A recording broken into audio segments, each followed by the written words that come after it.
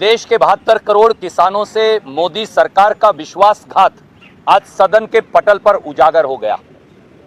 देश के अन्नदाता की रोटी छीनने का भाजपाई षड्यंत्र आज संसद के पटल पर उजागर हुआ। 700 शहीद किसानों की शहादत को तिरस्कार करने का भाजपाई साजिश और लाखों किसानों की उमंगों को भाजपाई बुलडोजर से कुचलने का भाजपाई रास्ता आज सदन के पटल पर उजागर हो गया, खुल गया। भाजपा की किसान विरोधी मानसिकता की कलई आज सरेआम खुल गई।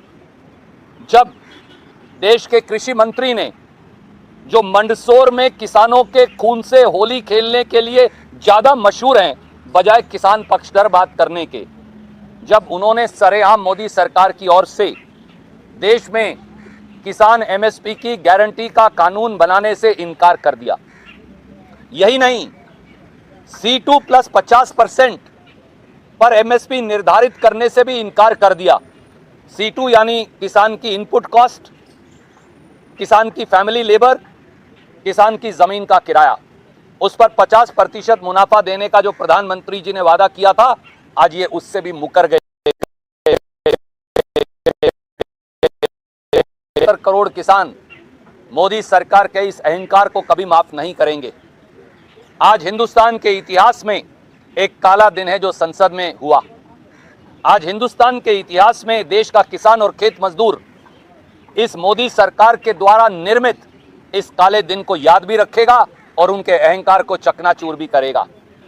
भाजपा की सरकार शायद भूल गई है कि जिस सत्ताधारी दल ने भी, देश के जिस हुक्मरान ने भी देश के किसान और खेत मजदूर से, देश के अन्नदाता से लोहा लिया है, वो नेस्तनाबूद हो गया है। मेरी बात याद रखिएगा, आज से ही जब संसद में किसान और मजदूर को इन्होंने विश्वासघात किया है, आज से ही सरकार की विदाई के उल्टे दिन शुरू हो गए हैं। और माननीय सभापति महोदय, मुझे इजाजत दीजिए, ये केवल राजनीति कर रहे हैं। स्वामीनाथन कमेटी की रिपोर्ट में जब ये कहा गया कि लागत पर 50%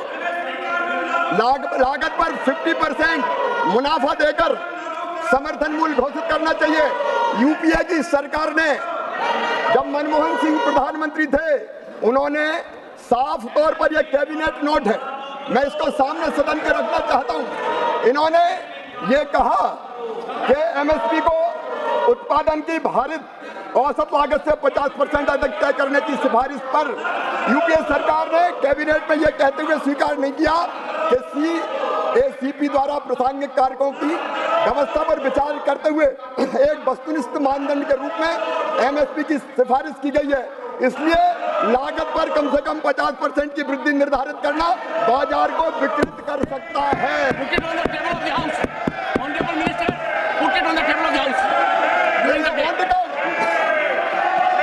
इन्होंने स्वामीनाथन आयोग की सिफारिश स्वीकार करने से इनकार कर दिया।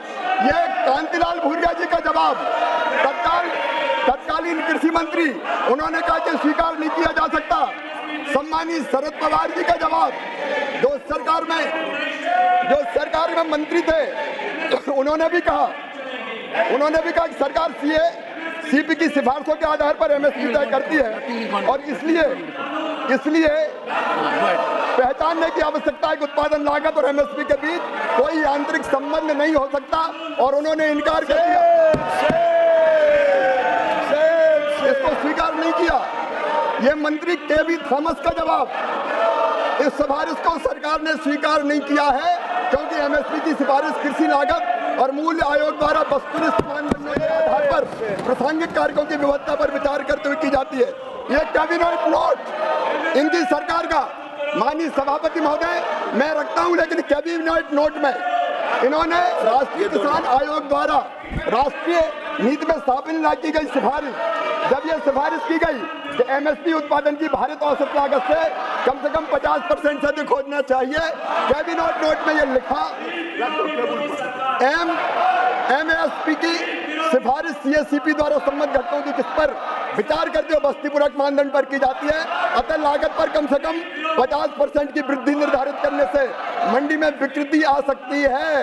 कुछ मामलों में एमएसपी व उत्पादन की लागत के बीच मैकेनिकल लिंकेज प्रति उत्पादक हो सकता है, इसे स्वीकार नहीं की जा सकता। ये इनका चेहरा है, ये मैं पटल पर रखता हूँ, ये बचा के रख ये ले जाओ, ये दे दिए, वो दे दिए, ये भी दे दिए। ये इनका असली चेहरा है। ये किसान के नाम पर माननीय सभापति महोदय केवल राजनीति करना चाहते हैं। ये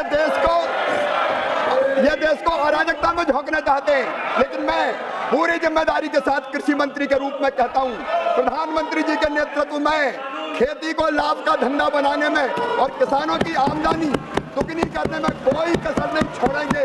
हम दिन और रात काम करेंगे। कई फैसले लिए हैं और आगे भी किसान हितैषी फैसले लिए जाते रहेंगे। धन्यवाद माननीय सभापति महोदय।